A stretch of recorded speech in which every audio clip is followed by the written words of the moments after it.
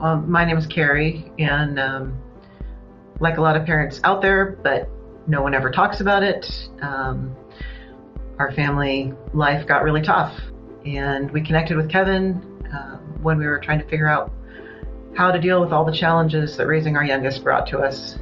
What you need is clarity, the ability to gain some control over your own circumstances so that you can be the best parent and the parent your kid needs you to be, right? Which isn't necessarily their friend or the person who enables them, but the strong person who has their stuff together and is able to act rationally. And Kevin really brings that to the table in his curriculum. I mean, we read his book before we even really talked to him, and even just reading the book for me was extremely helpful in focusing and in getting to where I needed to be. We've done a lot of work with Kevin, with each other.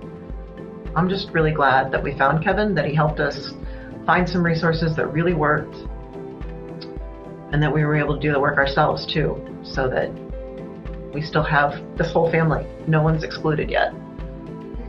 Kevin's curriculum really helped us to cut through a lot of the noise of the sort of the higher level expectations and get down to what do we really need?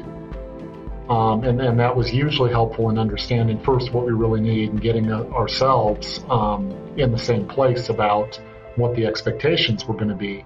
And then second of all, having done that, it made it much easier to proceed to what our kid really needed.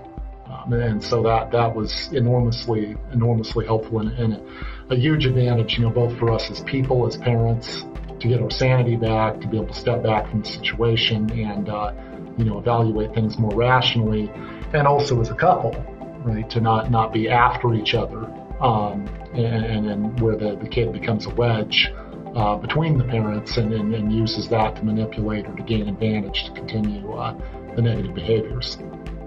Maybe one last piece of advice I might give to somebody who's got a teenager that's really struggling. You know already that you've only got a couple years left to try and help them turn the boat around.